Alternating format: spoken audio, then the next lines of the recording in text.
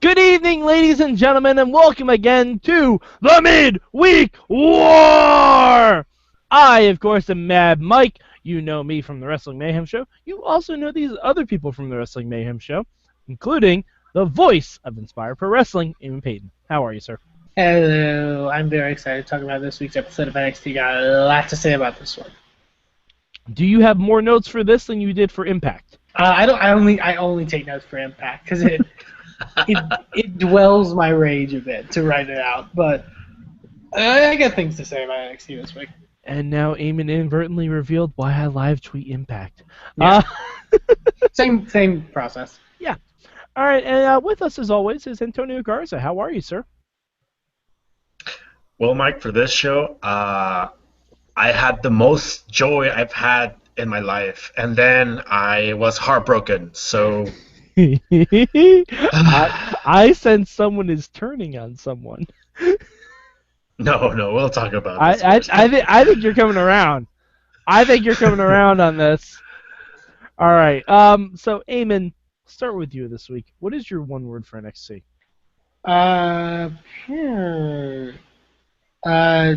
One word for NXT. Surprising. All right, Garza. Your one word for NXT? Heartbroken. Alrighty. My one word for NXT is going to be. It's tough. Chops. Chops. With an S or a C? CHOPS. Chops. And I'm going to be talking about two different kinds of chops, and we will get to them. Whoa. Did Aces and Eights Brute just debuted for NXT?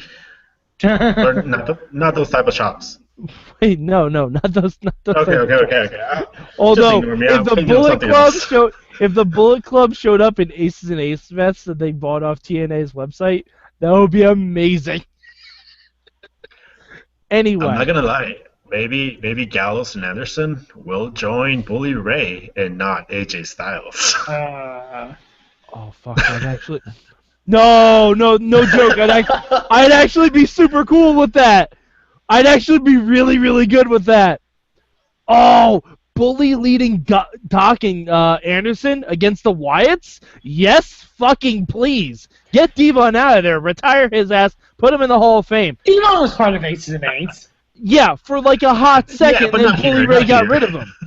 Oh. Bully Ray leading Doc Gallows and Machine Gun Carl Anderson against the Wyatts at WrestleMania? Vince, you're listening. Book this. Book it. You have 3 months to figure it out. Fucking book it. Wow. I will fly to Dallas for that. Anyway, Eamon, what was your good for this week? Oh, God. My good for this week, I'll go with the Battle Royal. The women's Number One Contenders Battle Royal. Because it was a pretty decent Battle Royal. And also the winner very much surprised me. It was a good surprise. Carmella pulling out the victory. I think personally Carmella's improved tremendously in NXT. I'm excited to see her match with Bayley. I think they'll obviously have a very good dynamic because they are legitimate friends, and I'm excited to see where they go with it. And I think it really does also show that there's a lot of women in NXT right now that could contend for that belt if they wanted to. Including TNA superstar Deonna. I love her line of, "You may have remembered me from that time I got my head kicked off by Asuka." That was really great. If she wants to be the Troy McClure of NXT, I'm totally okay with this. But while we're talking about the Battle Royal, this is where I will mention my first type of chops. In the segment where Nia Jax was told that she couldn't compete, Eva Marie showed off her acting chops. Yes! Yeah, her just behind Nia going full Kevin McAllister in Home Alone. So good. Maybe legitimately the best thing Eva had done in NXT until the match. I'll say this. Eva was pretty great this week. I think they're figuring it out how to work with her limited skill set. And that's fine. Like, I think... ECW was all about hiding the weaknesses. If you can do that with Eva Marie... And at least you have Nia to also kind of fill in some of those gaps, I think. Mm-hmm. There's that thing of the promo. My also favorite thing is when she eliminated Asuka, thought she won the match, and did like this. Yeah. The air guitar like Wild Stallions. Elvis Presley. And you know what? If Eva Marie is the conduit we take to get to Asuka versus Nia, yes, it absolutely works because Dana Brooke was the conduit to get from Asuka to Emma. Mm-hmm. Why not use Eva the same way? It's such a great idea. Yeah, it works. Great idea. And plus, Eva Marie, like, she wasn't in the whole match, and you can say part of that is she's not ready for like something like that yet, or you can say that it was strategy. Either or, both work. It's smart. Like it's very intelligent. Yeah, like Corey Graves. Like the only thing that sucked, and Full Sail. Full Sail. You have to be respectful of the people watching at home. Don't chant "We see Eva." I get that. However, I feel like I liked it because it played into the crowd's reaction for the finish. Because they were so focused on Eva, they didn't remember that Carmella rolled out as well. This is true, but for the people watching at home, you have Corey Graves reminding us that Carmella rolled to the floor, and you have the crowd reminding us that Eva was still on the outside. So I kind of figured out, like, as soon as Carmella hit the floor, I'm like, oh, okay, we're going this way. This is good. Like, I knew exactly what the finish was going to be, but I was okay with it. Yeah. It was fun. Yeah. All right. So, Garza, what was your good this week? Well, since you already talked about my MVP, Eva Marie, I'll talk about my second MVP, Samoa Joe. He fucking killed that opening promo, man. Yeah. Like that was supposed to be Sami Zayn's moment, and Joe just came and shut the fuck up. And like he got in Baron Corbin's face, and even though Joe is a midget against Corbin, he was like, "Get the fuck out of my face!" Like, I am ready for Samoa Joe versus Brock Lesnar because I totally believe that Samoa Joe can now kick Lesnar's ass. Mm-hmm. That opener, I hadn't considered that. That's actually a really good idea for Joe. That could be really fun. I really love that opening promo. Baron also did really well. I think that was one of his best spoken promos. Yeah. All three guys were fantastic, but Joe caught my attention the most. And Baron saying that he is more durable than Sammy. Oh, that was a great line. So good. Beautiful. So good. Oh, I also really love like Sammy's also Sammy has such a natural ability where I think some people it's natural you get into the part where like sometimes when you're cutting promos you kind of you have your bullet points that you try to get across. I love that like 2 or 3 minutes that Sammy spent just like soaking in the Full Sail crowd or whatever, being like what was his he made some guy like line about being a band or whatever, and then they started doing the LA chant. He's like, that's a number one single. He was the lead singer of a band. Yeah, it was. He speaks so naturally and so honestly to where like you can understand why he's the fan favorite. You know what I mean? Mm-hmm. Yeah, it was a really good moment all the way around. Everyone acknowledged their history with each other, even though they have virtually none. Like Joe shutting up Corbin by saying, "I choked your ass out in Brooklyn." Mm-hmm. Really, really good, and you can tell. And Baron's reaction to it was like, oh, all right, he's kind of got me there. Like, I can't say anything. And Joe also saying that the last time you were in this building, Sammy, I had to help. I had to save your life. Those are Joe's. I'm like, oh shit, Joe. Okay, yeah, and he was exactly right too. Mm-hmm. It was just really well done from all the way around. Yeah.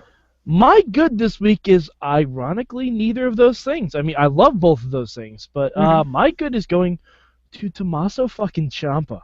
That was a fun match. Oh.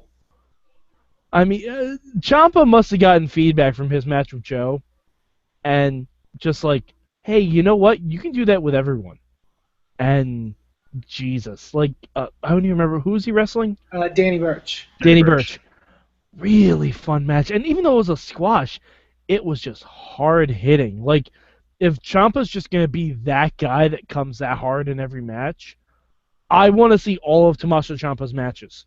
Yeah. Because there's a certain realism to it. Like, Danny Burch got in a shot on Ciampa, and I thought he was legitimately just not goofy. Like, just legitimately knocked out. It was really, really good. It was also a really smart match, because Ciampa spent most of the match working the arm of Danny Burch, and it led into the finish. It led into that cool armbar. Yeah, the bridging armbar or whatever he's going to call it. But yeah, really, really fun. Really fun. Like, if Ciampa builds off this and his Joe match, he could be the breakout star in NXT this year. All right, Eamon, what will be your bad this week for NXT? My bad for this week's NXT, and I hate saying it, because I don't think we did a review. I think we were on an off week during the takeover, or during the week of NXT that happened in London. Friend of the show, Logan Chulo, I love you. I think you're amazing. You're a friend of the show. You're awesome. I'm very glad you're getting the opportunity on this platform. The Elias Sampson character so far isn't working for me. And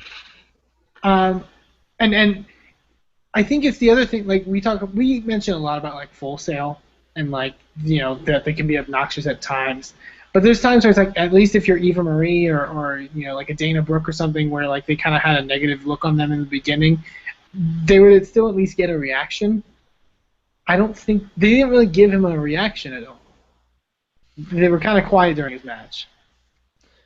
Yeah, I mean, I don't get the gimmick yet, and the announcers aren't even able to sell it because they don't know what the gimmick is yet. It's very much like the Solomon Crow issue. The gimmick is very vague. Yeah. You know what's the worst thing? No one can sell it, but at the same time, Corey Graves is burying the guy. And Tom Phillips can't save him for shit. So there's no good commentary on him. There was the part where he did that cool like sort of dropkick thing out of the corner, and then like he took like a minute to like just sit on the turnbuckle and like watch or whatever. And maybe they're trying something with that, but in practice it just kills all the momentum. Well, there's a way to do it though. I mean, Raven used to do it all the time. Yeah, and I think it just, I don't know how long he took. He took a little, and like I said, I hate saying this because again, he is the friend of the show. He just took a little too long to get to that point, and it's like, and then his finish is like a neck breaker, which I don't know. Yeah. I want to like it, but it's just kind of really vague, and I really did, and because we didn't get to mention the London show where he debuted. I don't really like he won the match, and then he had his guitar, and then he was playing his guitar over his entrance music. Yeah. Which I don't really get. Like we know that's your entrance music. Like, we know you're not actually playing it. Yeah, I mean, I don't know. It just needs a little work. And I like I said, wish the best for him. And I guess again, this is a developmental organization, so maybe this is the best place to develop it. If we can turn around Baron Corbin, we can easily turn around Elias Sampson. That's true. And I don't know. I think it could fall into that Solomon Crow thing where the gimmick is just too vague. You know what I mean? It could. Although I did like the commentators saying, how did he get back here from England? Like, if he's a drifter. Yeah, he's a drifter. He didn't go to an airport. Like, Tom Phillips was saying maybe he took a ferry boat over. Like that's really good. Like stuff like that. Like show vignettes of him like maybe hitching to the next town for NXT road shows or something like that. Like like in him just telling road stories. Like but the other chops I was going to mention. The singing chops. Mm-hmm.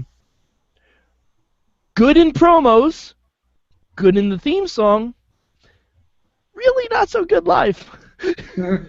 Really, really not so good live. Like, you're a drifter, maybe you should keep quiet on the mic for a little bit. Like, I'm not saying that Elias Sampson can't talk. I'm sure he can. I've seen many a Logan Chulo promo where I've enjoyed a promo. But for this gimmick, I think it's kind of important to be a silent guy. Yeah. I think I compare it to... Because we had a singing promo, or a music promo, or a gimmick, I should say, in the past with Aiden English. Yes. And I feel like his was a sense where like he would sing his entrance, and it was this thing that would kind of get him maybe a bit of heel heat, because it's kind of like he's being over pretentious and all that stuff. I don't know if like guitar playing gets you heat, you know what I mean? I think he should focus, I think the gimmick should be focused less on the fact that he's a musician, and more on the whole drifter aspect. Like do it like Raven in a way, yeah. and be the guy that nobody really talks to, or something like that. Because it's one of those things that doesn't. It's hard to translate that into he's also a wrestler. Yeah, like you have to kind of be a mixer of Raven and Johnny Cash, I think. Yeah, it's just difficult in that way. Like I think, because I don't mind like. I guess it's not really an occupation, but like occupational style gimmicks. Like Tyler Breeze worked because they played off of this. Like he's a wrestler who doesn't want to hurt his face, so they played up to that in the matches, and it's a thing that you can. It's a thing that you can use, unless he's going Jeff Jarrett and New Jack and hitting people over the head with a guitar. Like I don't know. I was actually just gonna say that there's so much. There's gonna be a point where you need to break that guitar on someone's face, and I don't think it's ever gonna happen. It's one of those if you pull out a gun or whatever in a play or something. You better use the gun, yeah. Yeah. Yeah. It's like if you set up a table in a match. That table's gonna get broken. Otherwise, why the fuck did you set up the table? But and this is like constructive. I was just thinking of this as we were talking. I think if Elias Sampson or Logan Chulo, maybe watches some Tarantino flicks, and just watch Michael Madsen. Like, I feel like that's the kind of character this could be, and it should, like, because Michael Madsen in any Tarantino movie is always, like, the silent guy who, when you're least expecting it, will just fuck someone up. Yeah. Like, Reservoir Dogs, Kill Bill, just watch Michael Madsen stuff, and I think that's kind of where we can bring this. There has to be kind of like a, kind of like what you mentioned. Instead of him saying, like, hitting something impactful and then, like, taking a minute to, like, smile and sort of, like, survey what he did or whatever, be more stern. You know what I mean? Mm-hmm. Or just, like, slowly walk around surveying the damage. Yeah. But being very, like, I think it has to do a lot with the facials and a lot with just how you're emoting to other people. You know what I mean? Yeah. But yeah, like that's my bad. I don't know. I wish the best for the gimmick and Logan and everything kind of going forward. All right, Garza, what was your bad this week? Well, I mean, Elias Sampson was actually going to be my bad, but I think we said everything that can be said. So I'm going to go with my second option, which is the Mechanics versus the Ascension. I don't see why that match happened. I feel like it could have been cool, like, because I mean the Mechanics are NXT Tag Team Champions, Ascension longest reigning Tag Team Champions. They were doing the thing with Gable and Jordan where they were like the gatekeepers or whatever, and like, yeah, I don't know. I just feel like they could have done more with it. I also haven't Dash and Dawson wrestled the Ascension before. I feel like they have. Maybe when they were still jobbers. Yeah. Maybe. Okay. Yeah, I mean the match just seemed out of place. I mean it wasn't a bad match, but it just seemed like they were filling time. Something that I noticed, and it was maybe because of the whole show, but last time that the Ascension came back, they were super over.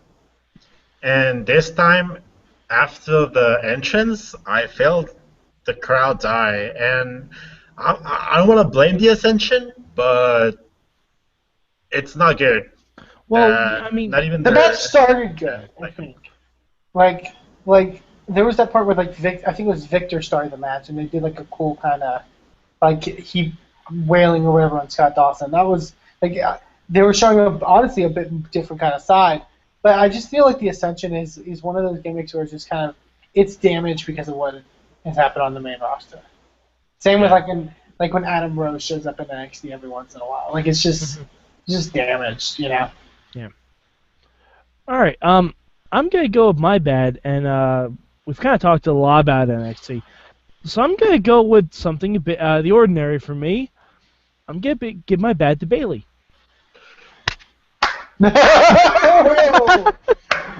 Not for the reasons you may think. Her backstage promo was good. It was fine. I don't know if I necessarily approve her saying that she might hug whoever wins the Battle Royal.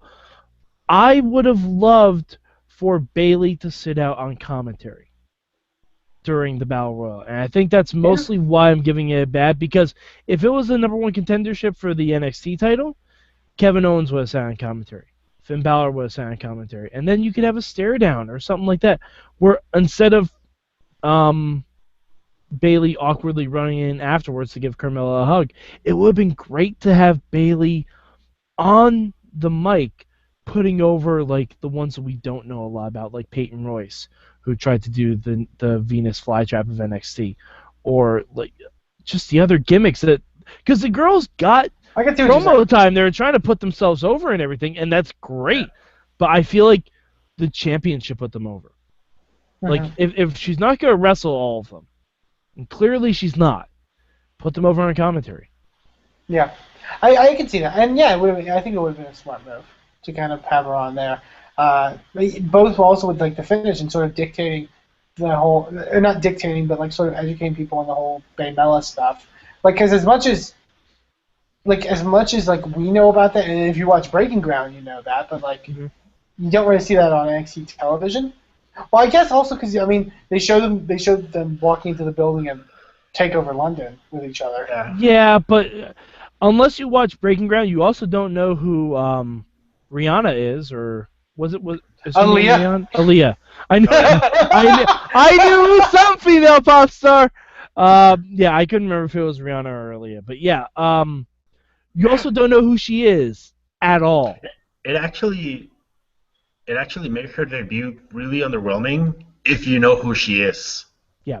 Well, I think it was kind of like I think Tom Phillips mentioned that like there's Aaliyah, you may have known her from you watching Breaking Ground. So they're kind of mentioning like they're acknowledging Breaking Ground as a thing. They mentioned it, but she should have lasted longer in the ring so that they could put over that show. Or again, like I said, have Bayley talk about her a little bit, because I thought there was some scene in Breaking Ground where they showed like either Bayley or someone giving her advice. Like stuff like that is really cool, and I think we should acknowledge it more and have the wrestlers acknowledge it. The whole Breaking Ground story of Aaliyah was they won't let me debut. They won't let me debut. I cannot debut. And she debuts here, and she just gets thrown out. Like she lasted less than Deonna Purrazzo or the Buffalo Wings girl. Well, her Buffalo Wild Wings, but she finally did get her stage name and everything like that. The other guy was the other they won't let him debut was the other guy on there, like Tino Sabatelli. Tino Sabatelli, yeah. Yeah. Like, that was the guy that was really, it was just, for her, it was a matter of when she's going to debut. Yeah. And maybe it's also the fact that the season's over for Breaking Ground. But, like, I don't know. I like that they're at least playing into it some. You know what I mean? Mhm. And they're using it some, and they're using the fact that and Bay Mella's, if you follow them on social media, like it, like so I think, and then NXT is kind of the company that's like I say the company, the brand or whatever, where it's like it's more close knit and stuff like that. So maybe their audience obviously knows about Bay Mella and stuff like that. So I definitely am interested to see this progress as well. You know what I mean? Yeah. I hope they both stay faces from it. I do. I really do. I don't Because think it's so easy to turn Carmella unless you're separating her from Enzo and Cass, which I don't think they're doing. That'd be the only reason to turn Carmella, but I don't think they're going to do that. Also, you have enough heels in the women's division. This is true. Yeah. Quick side note before you move on, because we mentioned the Battle Royal and you mentioned Buffalo Wild Wings girl. 2 notes about Liv Morgan. Liv Morgan, yeah. As Mike is somebody who really loves anytime we mention DJZ. Brr, brr, brr, brr. I think we also need to include that with Liv Morgan with her. I can't even do it. I can't roll my eyes. Brooka! Was that it? Amazing. Yeah. I also really like that. Also, the botch in the match where she tried to send Cameron over but powerbombed her, but it was fine because Corey Graves reaction of like, did she really just powerbomb her? Well, and she goes for the move again, and she's like, holy crap, she's doing it again. One thing about Liv Morgan, I just realized it. She might want to change her name, or they might want to look into something, because there's a DC Comics TV show named iZombie. The character's name is Liv Moore, so they might want to maybe look into that. I don't know. It's I don't know. I don't think it'd really account for anything, but that just might be the way I remember her name now. But all I know is that this week really endeared me to Liv Morgan because of her promo before, and also her going strong style on Cameron for unintentional strong style. Powerbomb her to the floor. Yeah. What the fuck? It was pretty great. All right. So, Eamon, what would you change about NXT this week? What would I change? That's a good question. I don't really know. God. There's not a super change really for me. I like Tom Phillips. I'm just sad Rich Brennan's not doing commentary there anymore. Yeah. Tom did a pretty good job, but I think Rich is great. I think Rich and Corey especially are a good combo. Saxton's gone. Yeah. After Monday, my opinions on Byron Saxton. But yeah, that's my only one kind of change. All right, Garza.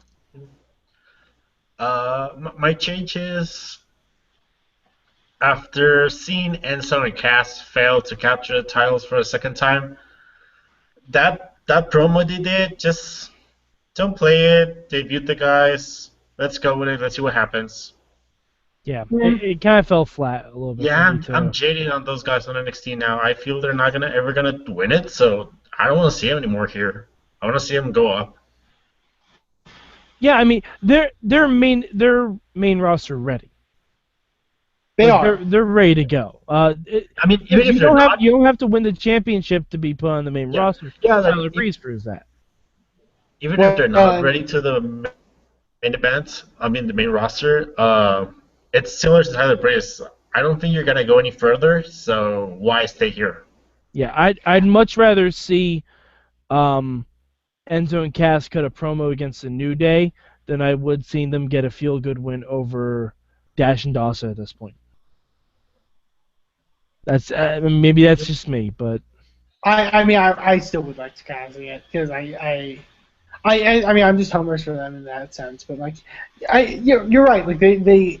They have the ability right now to be on the main roster, without a doubt. Because the thing is, if they go after Dash and Dawson again, and they win, then they have to stay on NXT for a little while, and they can't debut, and I feel like that holds them back. And I'm interested because I mean they're hinting to them having another match with Dash and Dawson, but keep in mind Gable and Jordan won the number one contendership at the London NXT show.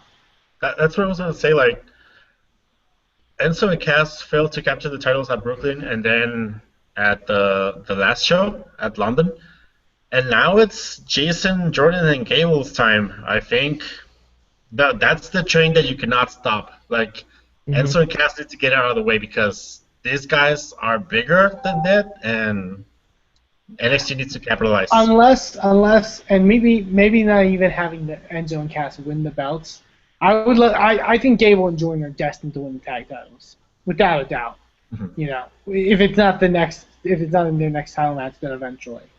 I would love to see a Gable Jordan Enzo Cass match, and it kind of being Enzo and Cass's last NXT thing, because they played up the fact that Enzo and Cass are the longest running tag team in NXT. They were a tag team before the. I think they said they were the only. Out of all the tag teams that are right now in NXT, they are the only ones that have been a team. They've been a team the longest, basically. Yeah, like, you know, it could be good if Jordan and Gable somehow get the title shot before Dash and Dawson. Then Enzo and Cass have to beat Dash and Dawson to get a title shot, which squares them on that. And then they lose graciously to Gable and Jordan. They all shake hands, and then it's like a passing of. It's like a passing of the torch kind of thing. Yeah. Because like Tony mentioned, like Gable and Jordan are the new hot thing right now, and there's no stopping it. So to kind of pass that torch and say, hey, you guys deserve it. You've worked your ass off. You're gonna run this division now. You know what I mean? Right. All right. So we're on my change now, right? Mm-hmm. Yeah. All right. We were talking a lot. I just wanted to make sure Sorry. we're on track. My change, and this is a very minor change because I thought this was a really good episode of NXT this week. I would have had Bayley and Sasha accept the award for Match of the Year together. I would have liked to seen that interaction again. And I think that was the correct choice for Match of the Year. I just would have liked to see maybe tease something for when Bayley eventually gets up to the main roster. Yeah. You know what I mean? Like, I feel, because those two should always have beef with each other, and I feel like they missed a little bit of an opportunity there to have them accept the award together. But yeah, I mean, like I said, minor griefs about this week's episode. One thing we have to mention before we get to our rankings: the image of Eva Marie looking back at the Asuka silhouette. Oh, that was pretty fantastic. Oh, The whole entrance was pretty good. That was like Tyrus staring at the TNA title for me. Like that was my sweet little moment of glory for. Yeah, exactly. It's the little things, and Asuka shoving past Eva Marie to get in there. Like, that's the one thing I think NXT does best, especially with like the live crowds. They do the little things that they know will get the crowd to pop, or they know, like I think that's a thing in their heads. They say, we're gonna have Eva come out, and right before she gets to the ring, Asuka comes out because it's that contrast of like what everyone loves and what everyone hates. All red everywhere. That's all what red it is. Everywhere, and then do the whole entrance thing again, and then you're gonna come out and you're gonna shove her or push her out of the way basically, and the crowd's gonna go, that's amazing. You know, I feel like, and then Asuka kicking Eva's head off. Yeah, I feel which is great. Like, I feel like NXT takes that into account when they're putting this stuff together, as opposed to the main roster, which I don't really think. I don't think the main roster. Almost like they try to. It's almost like they try to tell a story during every part of an on-air segment. That's true. Weird. I mean, it's not like someone who just got their ass kicked and their girlfriend taken over, and then they still come out. Like, how many times have we said, like, watching Raw or like main roster WWE, where it's like, I feel bad for the live crowd because it's like they don't get a chance to react to stuff. They don't give them anything really to where they get to like pop or do something fun or whatever. Like, I feel like NXT really focuses on that. Yeah. Mm-hmm. All right. So Eamon, where would you rank the show this week for NXT? You know, the more we actually talk about this, I kind of want to switch my ranking. Because here's the thing, I Dash and Dawson and the Ascension, like we mentioned, was kind of, it was fine. It wasn't anything special. And obviously we mentioned the stuff with Elias Sampson. The more I talk about it, though, and the more I'm, passionately talk about it, I kind of do want to switch it to number one. Again, much love to Ring of Honor, but yeah, I'm gonna make a last minute change and make it my number one. Whoa, switching it up. I like it. Garza, what about you? Where'd you rank NXT? I'm staying number 2, but it's still a really high number 2. I wasn't a big fan of everything in between, but the opener and the almost Eva winning had me like super happy. So yeah, number 2. All right, I'm gonna give it number 1. I thought it was a really strong show. I mean, not every show is perfect. There were a few dips there, but lots of story being told. Yeah. And lots of story. We got to know more about the lesser-known divas. The NXT Year-End Awards was really, really well done. Way better than the Slammies or anything like that. Way better. Props for that award looking so much classier than an my Slammy. God. Well, no. Hey, all right, hold on. Do not diss the actual trophy of the Slammy. The trophy of the Slammy is amazing. That said, the NXT Year-End Award was way better.